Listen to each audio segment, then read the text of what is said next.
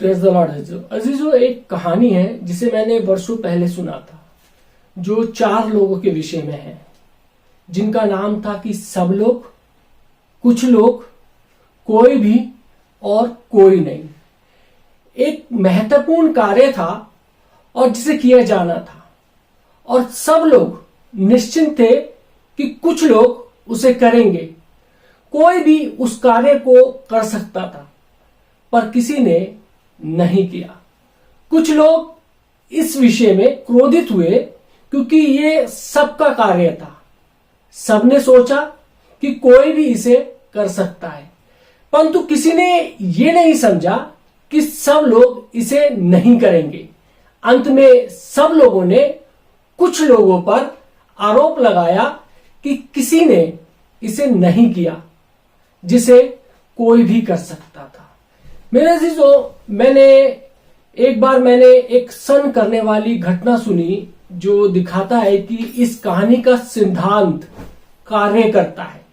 दुखद पूर्ण वास्तविक जीवन में 1964 में कैथरीन गोंसाल्वेस को चाकू मारा गया और लगभग 35 मिनट के अंतराल में वो मर गई, जबकि उसके 38 पड़ोसी जो थे वो इस घटना को होते हुए देख रहे थे।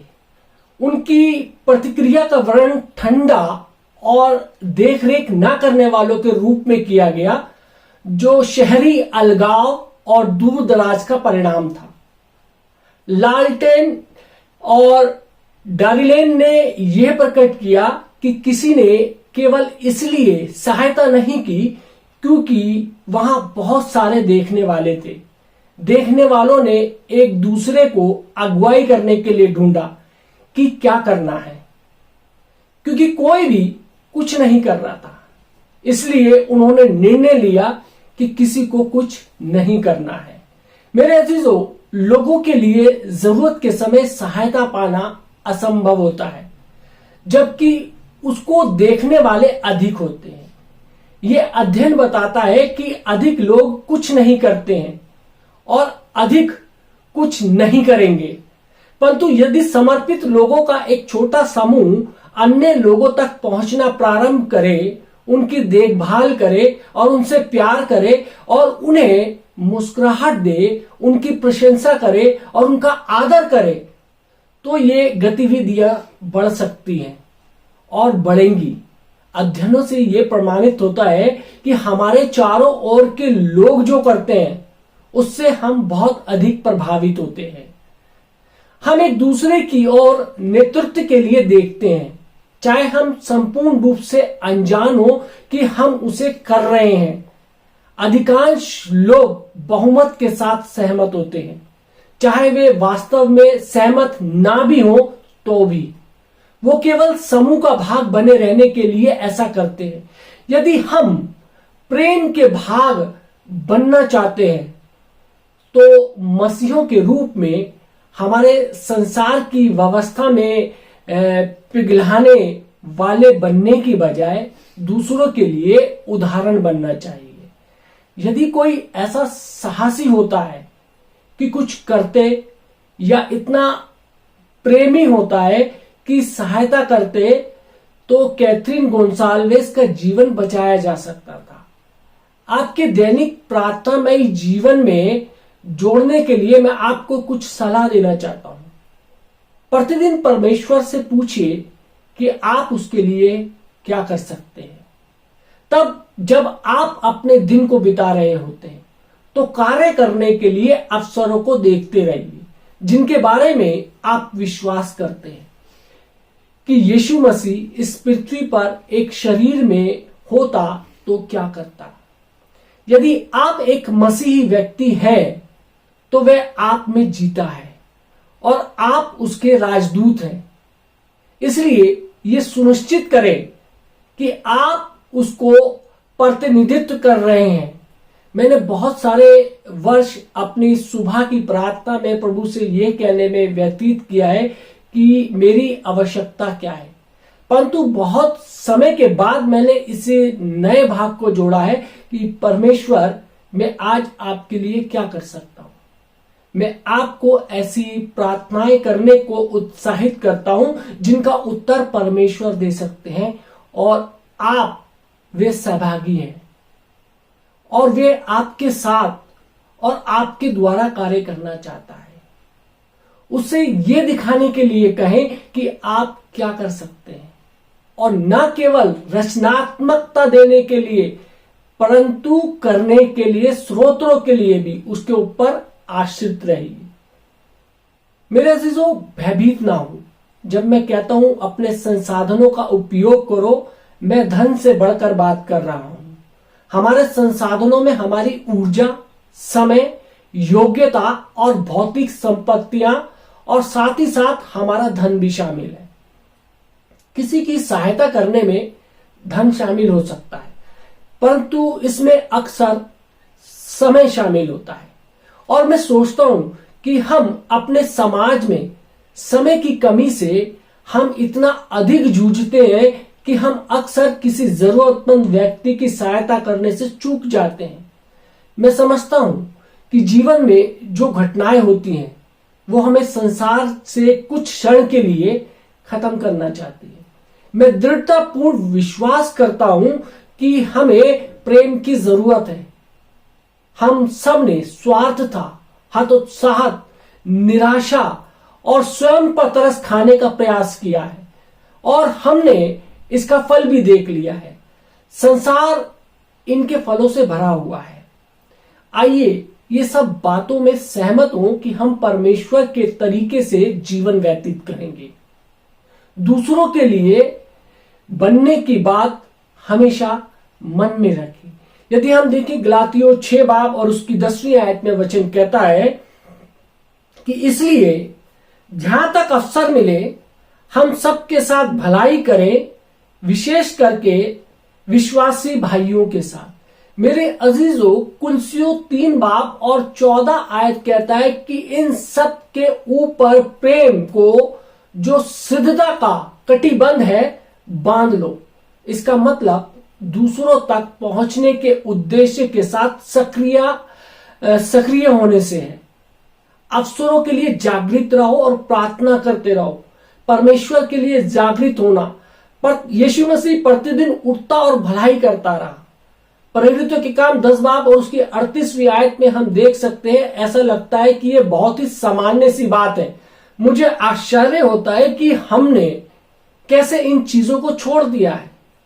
मेरे नतीजों, यही स्वीकृति समय है, कल नहीं, ना ही कोई और सुविधाजनक मौसम, आज ही है जब हम अपना उत्तम कार्य, जिसे कह सकते हैं कि हम कर सकते हैं, और ना कोई और आने वाले दिन या आने वाले वर्ष, आज इसी समय हम कर सकते हैं। इसी समय से हम शुरुआत कर सकते हैं। क्या आपने कभी ध्यान दिया है कि परमेश्वर हमेशा हमारे समय सारणी के अनुसार या हमारी सुविधा के अनुसार कार्य नहीं करता है? पौलुस ने तीमुथियुस से कहा कि परमेश्वर के सुसमाचार के एक सेवक के रूप में उसे अपने कर्तव्य को पूरा करना है, चाहे वह सुविधाजनक हो या असुविधाजनक। यदि हम देखें 2 तीमुथियुस 4 बाब उसकी 2री आयत में वचन कहता है कि तू वचन का प्रचार कर, समय और असमय तैयार रहे, सब प्रकार की सहनशीलता और शिक्षा के साथ उल्हाना दे और डांट और समझा। मेरे अजीजों, मुझे संदेह है कि तीमुथियुस सुविधाओं का अधीन था जैसा कि आज हम हैं। फिर भी पौलुस ने सोचा कि उसे ये स्मरण दिलाए, यानी कि ये याद दिलाना महत्वपूर्ण है कि वे असुविधाजनक या परमेश्वर के द्वारा बाधित होने पर भी तैयार पाया जाए। मेरे अजीजों, यदि तीमुथियुस को यह सुनने की आवश्यकता थी तो मुझे निश्चय कि हमें भी इसे सुनने की आवश्यकता है, क्योंकि हम संभवतः तीमुथियुस से अधिक सुविधाओं से जुड़े हुए हैं। मैं विश्वास करता हूं कि हमें सुविधाओं की आदत है। मैं ये सलाह नहीं देता कि हम अपनी आत्मिक सुविधाओं को निकाल दें, और मैं निश्चित रूप से समझता हूं कि जिन चीजों के हम आदी हो चुके हैं उनकी इच्छा होती है, परंतु हमें सुविधा के विषय में उचित, जिसे बोल सकते हैं कि मेल जोल बैठाने की आवश्यकता है। यदि हम ऐसा करते हैं तो वास्तव में परमेश्वर का धन्यवाद दें, परंतु यदि ऐसा नहीं कर सकते हैं तो कभी भी परमेश्वर जो करने के लिए कहता है उसे ये बातें हमें कभी रोकनी नहीं चाहिए। ये कितना अद्भुत है कि हम सहायता करने के लिए कितने अधिक तैयार रहते हैं। मेरे अजीजों, यदि हम उसके बदले में धन प्राप्त करते हैं, हमें याद रखना चाहिए कि धन का प्रेम सभी बुराइयों की जड़ है। हम धन को अपने जीवन में मुख्य प्रेरणा कारक नहीं बना सकते हैं। हम सबको धन की जरूरत है, परंतु हमें दूसरों के लिए काम करने की भी जरूरत है। और ये सच्चाई भी कि दया के ये कार्य कभी कभी हमारे लिए असुविधाजनक होते हैं। कभी कभी बहुत ज्यादा असुविधा भी होती है हमारे को, जिन्हें बोल सकते हैं कि दयालुता के काम करते हुए। ये कभी हमारे लिए असुविधाजनक होना वास्तव में अच्छा होता है। अक्सर ऐसे अवसर परख के समय होते हैं जब परमेश्वर हमारे को परखता है कि हम समर्पित हैं या नहीं है। यदि आप किसी के लिए दया दिखाना चाहते हैं जिसमें कोई भुगतान ना करना हो और कोई श्रेय ना लेना हो, तो ये इस बात का सकारात्मक चिन्ह है कि आपका आत्मिक हृदय अच्छी स्थिति में है। मेरे अजीजों, जब परमेश्वर ने देखना चाहा कि क्या इजराइली लोग उसकी आज्ञाओं को मानेंगे, उसने उन्हें जंगल के लंबे और कठिन मार्ग में वो उनको लेके चला गया। यदि हम देखें व्यवस्था विवरण 8 बाब उसकी पहली और दूसरी आयत में परमेश्वर का वचन कहता है कि जो जो आज्ञा मैं आज तुझे सुनाता हूं उन सबों पर चलने की चौकसी करना, इसलिए कि तुम जीवित रहो और बढ़ते रहो, और जिस देश के विषय में यहोवा ने तुम्हारे पूर्वजों से शपथ खाई है उसमें जाकर उसके अधिकारी हो जाओ, और स्मरण रख कि तेरा परमेश्वर यहोवा उन 40 वर्षों में तुझे सारे जंगल के मार्ग में से इसलिए ले आया है कि वह तुझे नम्र बनाए और तेरी परीक्षा करके ये जान ले कि तेरे मन में क्या है, कि तू उसकी आज्ञाओं का पालन करेगा या नहीं करेगा। मेरे अजीजों, कभी कभी वो हमारे साथ भी ऐसा ही करता है।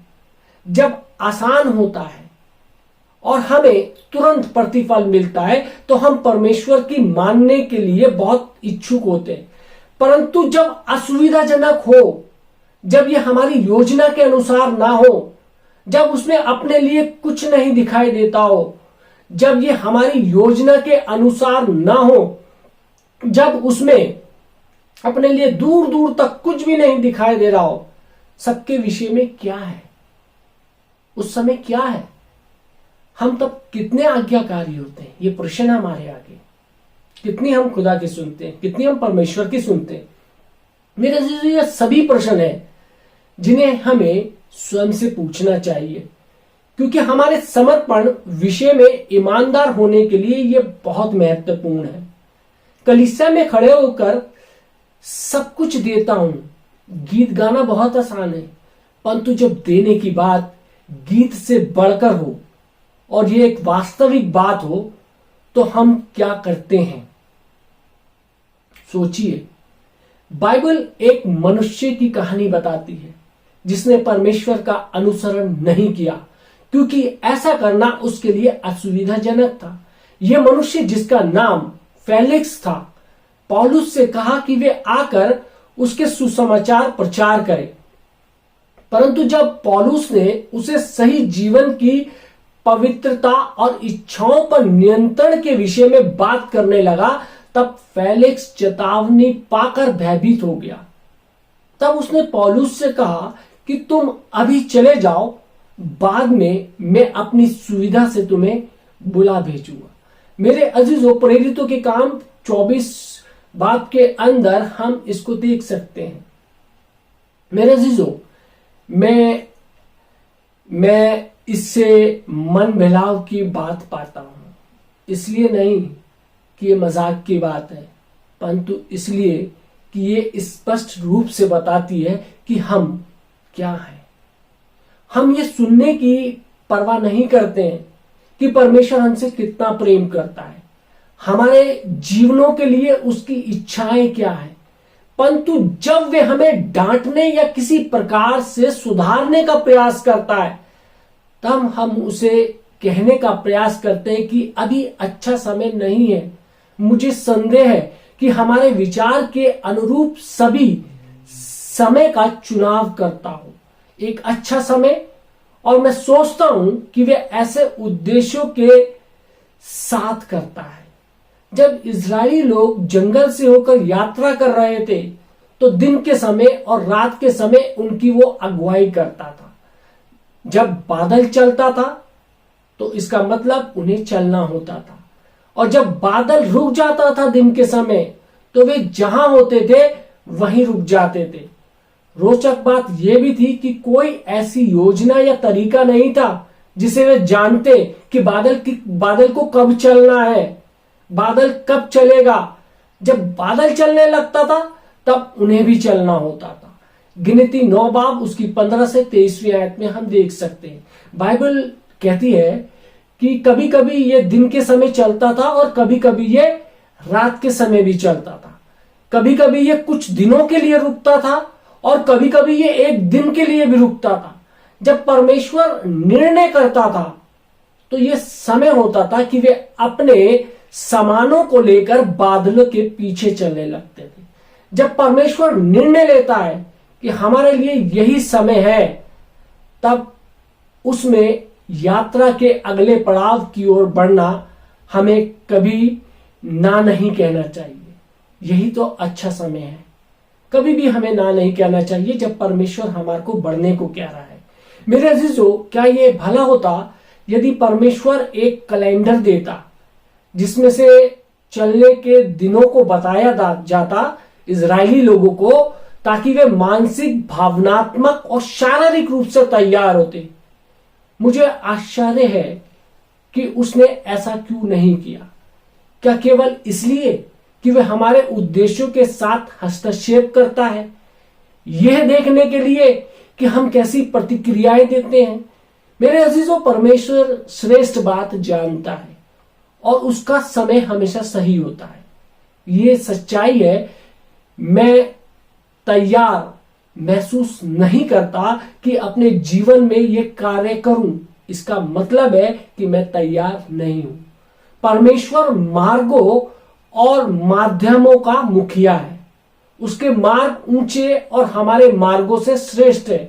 यदि हम देखें यशायाह नबी की पुस्तक 56 बाब और उसकी 9वीं आयत, 55 बाब और उसकी 9वीं आयत में लिखा है, क्योंकि मेरी और तुम्हारी गति में और मेरे और तुम्हारे सोच विचारों में आकाश और पृथ्वी का अंतर है।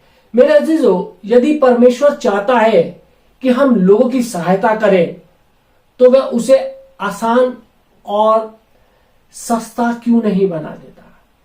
मुझे इस प्रश्न का उत्तर एक और प्रश्न के द्वारा देने दीजिए। क्या यीशु ने हमारे पाप और बंधनों से स्वतंत्रता खरीदने के लिए कुछ बलिदान दिया? मुझे आश्चर्य होता है क्योंकि परमेश्वर ने उद्धार की योजना को आसान नहीं बनाया। वो कोई भी योजना बना सकता था। वो कहता इसे छुओ या फिर इसे सिर पर रखो, थोड़ी देर के लिए इससे काम हो जाएगा। ऐसा लगता है कि परमेश्वर के अर्थशास्त्र में कोई सस्ती बात नहीं है। परमेश्वर सस्ते लोगों को नहीं चुनता है। परमेश्वर सस्ते लोगों को इस्तेमाल नहीं करता है। परमेश्वर की योजनाएं सस्ती नहीं होती है। मेरे अजीजों, राजा दाऊद ने कहा है कि वो परमेश्वर को ऐसा कुछ नहीं देगा जो उसके लिए कोई कीमत नहीं रखता है। यदि हम देखें 2 शमूएल 24 बाब और उसकी 24वीं आयत में वचन कहता है, राजा ने अरोना से कहा, ऐसा नहीं, मैं ये वस्तुएं तुझसे अवश्य दाम देकर लूंगा। मैं अपने परमेश्वर यहोवा को शेतमेत के होम बलि नहीं चढ़ाने का। अतः दाऊद ने खलियान और बैलों को चांदी के 50 शिकेल में मोल लिया। मेरे अजीजों, मैंने सीखा है कि सच्चा देना तब तक नहीं होता जब तक मैं उसे महसूस नहीं करता। अपने सभी पुराने कपड़े और घर की वस्तुओं को दे देना और अपने आप को खाली कर देना अच्छा दिखाता है, परंतु ये वास्तविक देने के बराबर नहीं है। हम बहुत खुश होते हैं अपनी पुरानी चीजें देके, जैसे हमने बहुत बड़ा और बहुत महान काम कर दिया है। मेरे अजीजों, वास्तविक देना तब होता है जब मैं वो वस्तु देता हूं जिसे मैं स्वयं रखना चाहता हूं। मुझे निश्चय है कि आपके पास भी ऐसा समय आए होंगे जब परमेश्वर आपसे कुछ देने के लिए कहता है, आप जिसे आप पसंद करते हैं। उसने हमें अपना इकलौता पुत्र दिया क्योंकि वे हमसे प्यार करता है। इसलिए प्रेम के कारण हम क्या करेंगे? मेरे अजीजों, क्या हम किसी जरूरतमंद की सहायता के लिए कम से कम असुविधा महसूस करेंगे? यदि आप मेरे समान हैं तो आप वास्तविकता में ऐसे लोगों के विषय में पढ़ने में आनंद पाएंगे, मेरे अजीजों, जिन्हें दूसरे लोगों की सहायता करने में आनंद मिलता है। मेरे अजीजों, आज सबसे बड़ी समस्या ये है कि हम देना नहीं जानते।